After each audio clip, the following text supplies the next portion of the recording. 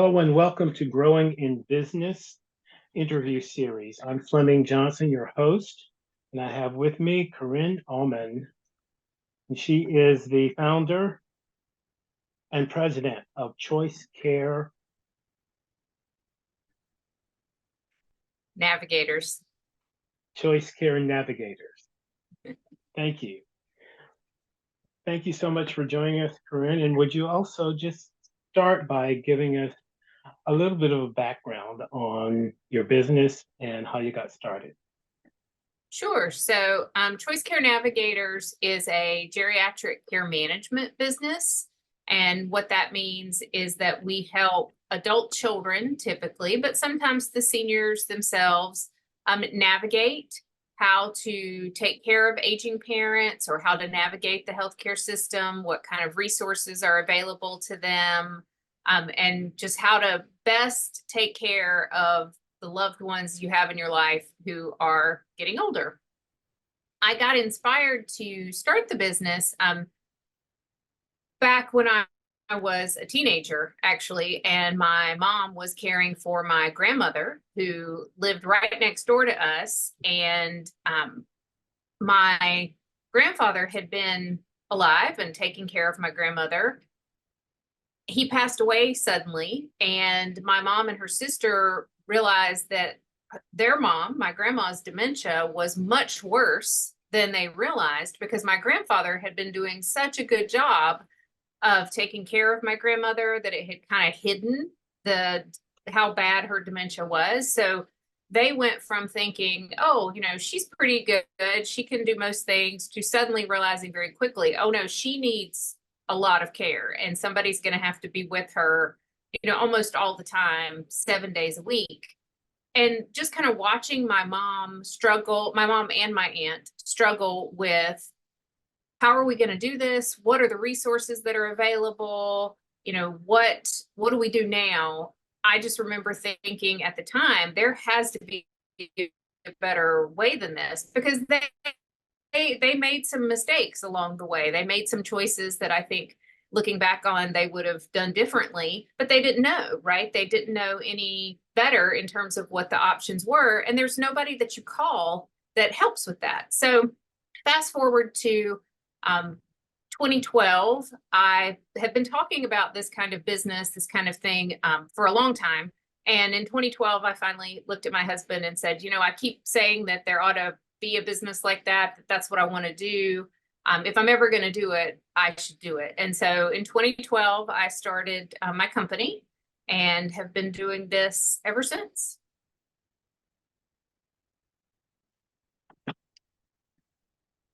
So you were inspired by just observation of what was happening in your family, and certainly you're absolutely right. Many other people go through that same type of scenario.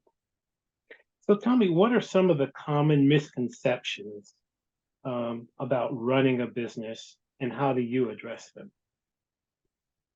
I think the biggest misconception is that it's going to make money immediately, that you're going to open your doors and clients or customers are just going to flood into your business, and just the cash is going to start rolling in.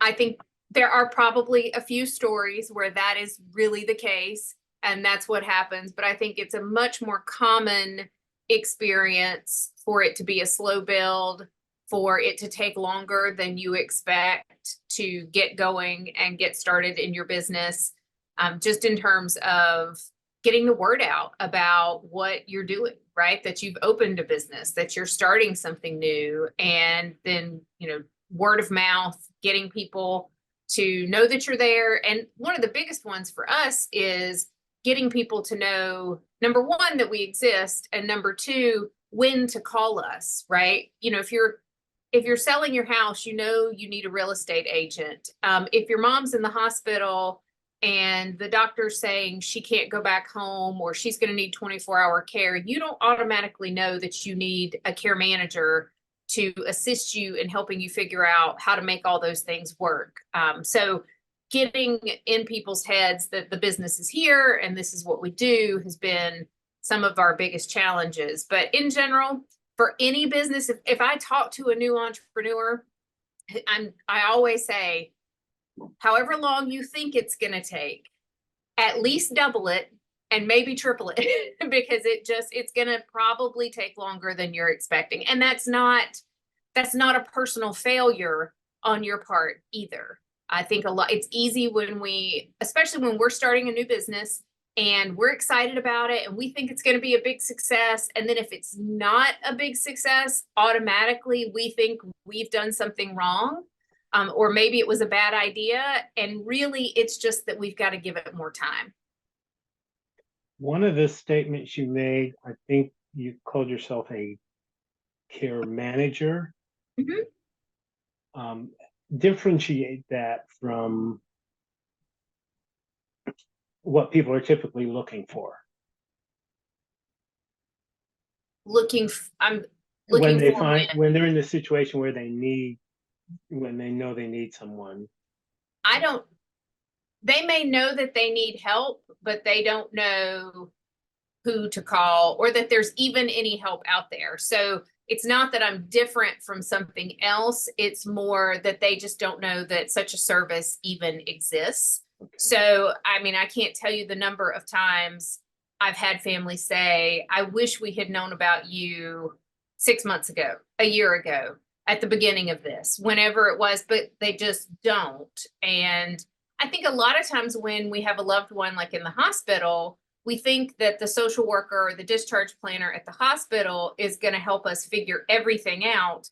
And they just really don't have time to do that. Their priority is to help you get out the door, but then all the details of care coordination, getting services in place, that's really not in their scope of service. So families kind of get put out the door and then they realize that there's just so much they don't know and they don't know who to call to try to figure it out. Yeah. So how do you maintain work-life balance? You hear that terminology a lot. As a business owner, what does that look like for you? Do I have to claim to have work-life balance? I would say that varies from week to week. Sometimes work-life balance is really good. One thing you have to know about me, I have 4 teenage children, 16, 15, 13, and 13. So I don't have a lot of hobbies other than taxi driver type services and, doing things with them on the weekend. So work-life balance is a struggle. I mean, that's just the reality of the situation. I feel fairly balanced most of the time, but that it is a struggle. There's going to be weeks where it's completely unbalanced, probably towards work, where work gets more attention than I wish it had, but it is a struggle. I think that's the best, most honest answer. Okay, very good. That's a common frame as well among entrepreneurs. And as you stated so well, it's not necessarily what you expect that pushes you off balance a little bit. Yeah, especially I think as an entrepreneur, I mean, the buck stops with you, right? It's your business, it's your baby. And so if what is hitting the fan with work, with the business, ultimately nobody cares about it more than you do. And it may be you that has to pick up the pieces, deal with whatever the issue is, because even if you've got employees, if it's after 5 on a Friday night and something's gone wrong, it's probably you that's going to have to deal with it because it's your business. It's your name, it's your reputation, it's your livelihood that's on the line. Next question. In this constantly evolving business environment, how do you stay adaptable and open to change and flex with what's coming along next down the road? So I think there's a couple of things there. Number one, I'm a member of professional organizations related to my work, and those organizations are constantly having continuing education seminars, things like that, to keep us informed about what's the newest thing, is there a policy change, is there a law that's going to impact us. And that's very helpful. I find those professional organizations very helpful. In terms of just the business itself, the other thing I do is just try to keep up or pay attention to what my competitors are doing. So what are they? I'll check their websites. I'll look, just to see what kinds of new services or new ideas other care managers may be putting out there, to see if that's a good idea for me. There may be things that they're doing that I think, no, that's not really something I want to get into. And then there may be something that I think, well, that's a good idea. I'd like to try that. And I'm not like looking at their websites to be like, oh, what are they doing? It's really more just, what's the newest innovation? Is there a way I could expand my business that I haven't thought about?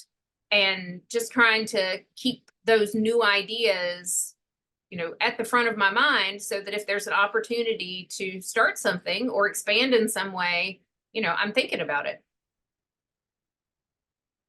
Take a glimpse into the future now. Tell me what your plans and goals are for your business. So right now, we are a care management agency in the Triad of North Carolina, right? So we are basically Mebane to Winston-Salem, that I-40 kind of corridor. I would love to expand into other areas of the state and try to kind of expand our reach. So that would be a long-term goal. How quickly that may happen, who knows? But the other thing that is in my future, I just wrote a book that came out last year. And so part of my entrepreneurship journey now is also trying to do more public speaking.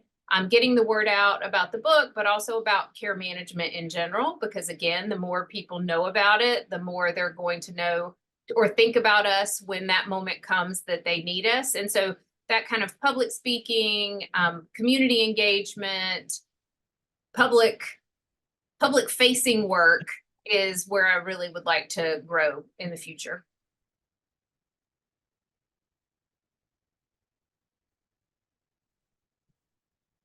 If you were talking to an aspiring entrepreneur that's just getting started, what would you say to them? What advice would you give them? Patience. And again, I think it's the thing I said earlier about however long you think something's going to take, double it, maybe triple it.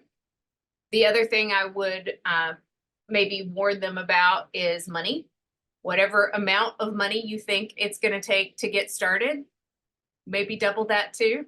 It's just, it takes longer to get that money rolling in. And I'd want them to, I wouldn't want to discourage anybody. It's not that at all.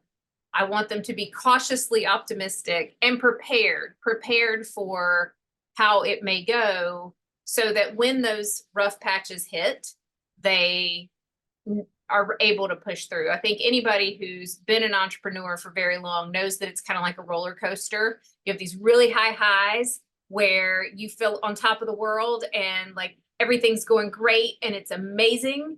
And then the next day or the next week, you lost a client you thought you were going to get, or a contract didn't go through, or, maybe your lunch order was wrong, who knows? But you have this kind of low where you think everything's going wrong and I'm no good at this. And why did I even think I could start a business?